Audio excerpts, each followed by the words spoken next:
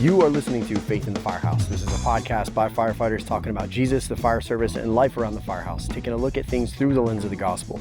We're not pastors, preachers, or Bible scholars. We're just firefighters after God's own heart, and we want to talk about it. If you want to join in on the conversation, hit the comment section. If you want to support us, just like, subscribe, share. We appreciate it. This is episode 48, and I'm your host, Daniel.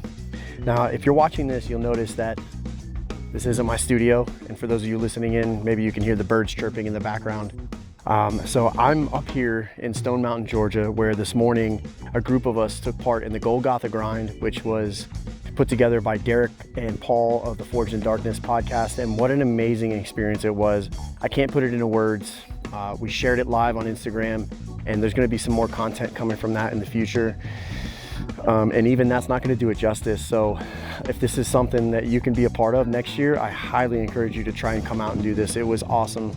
So I'm here trying to get caught up on the content that I've been releasing for the last couple episodes from Bears of the Oath. For those of you who have been following on, this is going to be the last from the training ground interviews. So for those of you who maybe just jumped into this episode, Bears of the Oath is a fire conference up in Georgia that has top-notch fire training, tons of live fire, just an awesome cadre, but most importantly, it has a Christ-centered mission. So anytime you talk about faith and the fire service, it piques my interest, and we want to be a part of it. And we want to share it with others. So when I was invited out by Shane, I wasn't exactly sure what my role was going to be. You know, I'm just an amateur podcaster. I sit down in the studio and I've just been trying to share the gospel and try to encourage others to be more bold in their faith around the fire service, around the country, wherever God will take it. I spent a lot of time in prayer about it. And that's what just kept coming back to me, was just tell the story. Bring awareness to what's happening, because the truth is, if people don't know these things are going on, how can they be a part of it? And we live in a time where social media is in many ways the modern record of what's going on. And I'm just grateful for men of the past who have took the time to write things down, you know, and share them. So if you've been listening to this podcast from the beginning, I know it's taken on a bunch of different forms, everything from Bible studies to firehouse theology, testimonies and interviews, like the ones from Bears of the Oath, and you're gonna see some from Golgotha Grind coming up here in the future. We're just trying to faithfully share what God's doing, and but I'd love to hear from you guys. What's been most helpful? I'm gonna try and do a better job of being clear about what the episodes are. I'm not gonna keep this thing confined to any specific genre, but I do want you to have some kind of expectation of what you're jumping into. Some guys like the testimony, some like the Bible studies, whatever. So the feedback is helpful. Going back to today's episode, my guest is Michael Goldstein. You may know him as Stickers from the C.A.N report, and he's doing exactly what I was just talking about. He's covering conferences, he's telling stories, he's doing Instagram lives, and him and Preston Lyons were just out there covering March Mayhem with their gold jackets like sportscasters, and honestly, man, I love that. I think it's great. You know, it was like watching Pat McAfee and Jay Glazer. They put on their little pod class. I wish I could have been a part of that. I could probably learn a few things. So this conversation isn't heavy in the faith talk or theology, but we do talk about the importance of sharing the goodness out there. But it's something that's important, you know, highlighting the good that's happening in the fire service. There's a lot of negativity out there on social media about things that are wrong with the fire service. And it's not that I disagree with the certain things, but you know, what are we doing about it? And personally, I feel called to try to highlight the good. You know, focus on the good. We all have problems. We don't need more problems. We need solutions. We need goodness.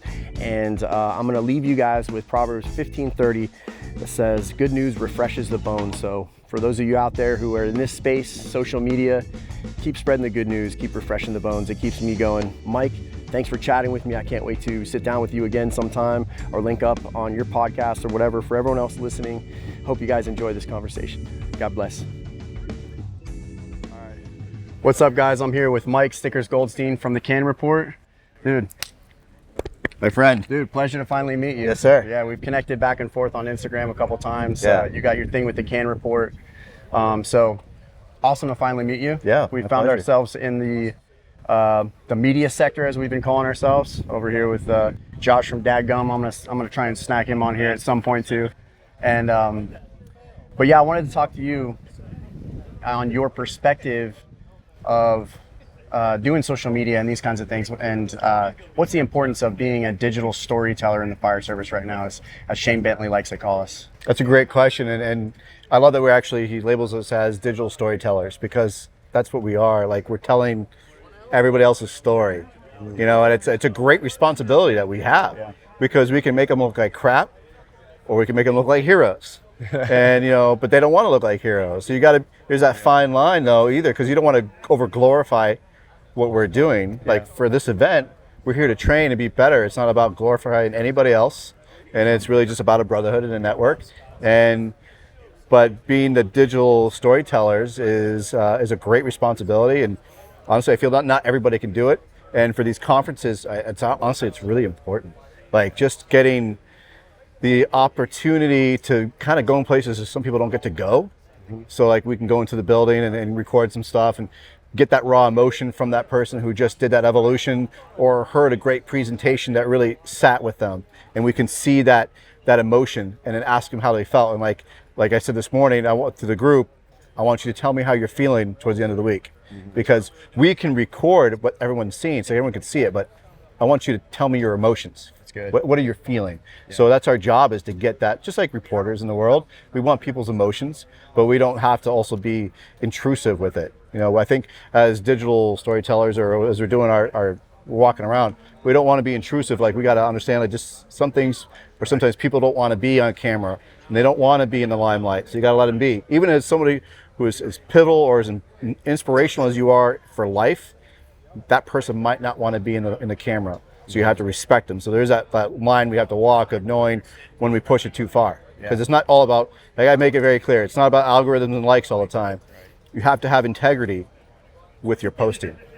Yeah, exactly, man. That's great. And it is really important that we let people know that this stuff is out there. Because if it wasn't for social media, I would have never heard of Bearers of the Oath. I wouldn't have met all the awesome, great men that I've met. I mean, Nate Sturm, you know, Brandon Drake. I mean, I could go on, Shane Bentley, all these dudes I've met from this conference through social media. So yeah, guys need to know that stuff's going on. You're good. That's what we get for live recording. It gives it a natural ambiance. But also with the digital storytelling, like you just said though, with the conferences, not many people know that this exists. So when I go back home to New Hampshire and I tell people about this, they have no idea what I'm talking about. So to be able to talk about it, to brag about it, but then be able to show them, and then instead of me just telling them, I can show them and the real raw emotions of it.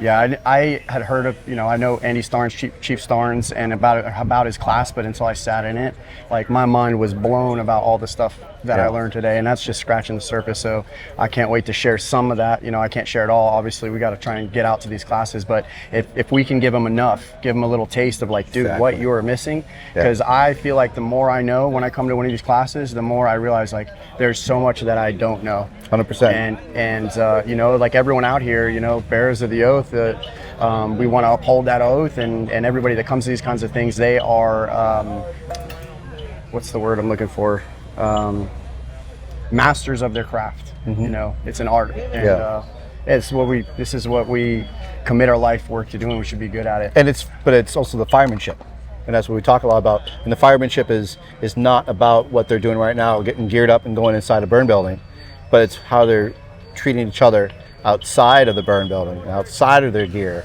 And when they come to these conferences, that firemanship is not about skill set, but it's how you're treating people. And that's what Bearers of the Oath is about, is how we want people to understand when you walk away from here, we want you to be treating people good and to come out with a sense of brotherhood. And that's what's so important with these, and that I'm so much of an advocate for this particular conference, but all conferences, but this is more grassroots. That's why I feel always so passionate I'm here. Yeah, it's got a cool, unique feel to it. And like you said, the brotherhood, the feeling of family, you know, faith has been at the forefront of this conference as well. But yeah, that was kind of my last two questions for you. Like, how is Bearers of the Oath different compared to some other conferences? Yeah, and it's at it, and that's it. For me, it's the grassroots of it. Sometimes the smaller the better. Shane has such a big heart that he wants everyone, and his whole thing is the thing we hate to say is no. Yes. So if somebody can't afford it, he's going to work his hardest to get you into these classes. I witnessed that this week. Yeah. There's someone here today that that is amazing. He's a man of his word. Yep. There is no, and he because he wants to keep it grassroots, he doesn't want to overextend his instructors. Yeah. Because that's his thing. He's like, I always I always say yes to everybody, and then we have too many in our classes. So he tries to keep it small so we're not overwhelming the instructors, that everyone's getting an opportunity to learn and get as many reps as possible. And that's what I love about the Bearers of the Oath, is because it's about personal relationships. So the instructors can actually work with not just 10 students, but just that one student. So if there's a student who's just not getting it, they don't feel embarrassed of having to say it, walking away and not getting it. That's the one thing they don't want. They don't want anybody to walk away with no in their heart or doubt and not understanding the the bulk of it. But they want them to be able to walk away with confidence. And again, the bigger conferences are great, but you're usually getting that one rep in, and you got to move on. You can't spend a lot of time at one station, and you honestly don't get to sit down with some of the cream of the crop here. And what's great about Bears as well, it's not about the money, because they're here and they're not being paid. Like this is right. They're doing this because they want to be here. This isn't about money at all. It's not about money. It's literally about building each other up. And that's what's great about these grassroots conferences. And it's not just Bearers of the Oath. There's so many out there. I'll drop First in Fire Conference out of Arkansas. Chief McCormick, the dude, he's a God-fearing man. He cares about his home state. He wants good quality education. And he brings a grassroots conference there. Dadgum, Kevin Pfluger, all of them have been there. And they love being there because it's so small and the students can get so many reps and so much one-on-one instructional with them. So for me, Bearers of the Oath stands out above the majority of conferences because you could feel the love and the purpose behind it. It's not about dollars and cents. It's about skill set, and it's about building each other up. Yeah. And to your point, I sat in on Chief Starnes' class, the TIC class, and he made a point to ask every single person at the end of the class, kind of what they took away from it, and if they have any questions. Yeah. How is this conference leave you feeling about the state of the fire service right now? Great question. Leaving the conference, it makes me feel good about the fire service, the state of the fire service. Honestly, when you're doing this, social media is not relevant. The guys, again, they're on the phone sometimes, but they're literally just here, just hanging out and having fun. If you look at everybody, they're hugging, they're enjoying each other's company, they're telling stories. When you leave here, you feel good about the fire service, and so you bring that positivity with you. And you keep that momentum going of that brotherhood, of that sense of purpose and supporting one another. So hopefully it's that chain, and hopefully you just continue to keep bringing that back. So every time you go to these conferences, or if it's the first time somebody going and they feel that the whole fire service is kind of bogging down, you go to something like this, you bring that positivity back with you, and then hopefully it continues to spread. You spread the good poison. That's what people talk about, is that poison, right? So that's the good poison. So this, I think, is helping with building that fire service sense of purpose. Because I've heard from many people say it, and I'm definitely a believer of it. I say it all the time. It makes me feel better about the fire service. That the men and women that are here, they truly love each other, and they're here to make it better. So that makes me feel good about the fire service. Yeah, me too. And Shane touched on something this morning in our Bible study, that when we leave here, don't leave here without somebody's number and connect, because like you said, we leave here and we bring hot coals together and we get on fire, and then we come back apart. It's like you got to leave with somebody. Like, make a connection if you came here by yourself, or to these types of things, and continue to, you don't want to go back into a cold environment. Yeah, but I love it. You said it right there, not back into a cold environment, and that's what's really you're hot. Yeah. You've got that fire inside of you from doing this. Keep bringing that fire back to your station. If there's somebody that is struggling, hopefully, like from our lectures yesterday, that you now see some of the signs that maybe somebody needs to, just a guide, or just a hand on the shoulder and say, "You okay? I believe in you, brother." Like, that's what we get from here. That's what the fire I bring back, is that sense of support, meaning that when I see somebody that's maybe struggling a little bit, I can put my hand on their shoulder and say, "Hey, man, do you want to talk?" You don't even have to talk.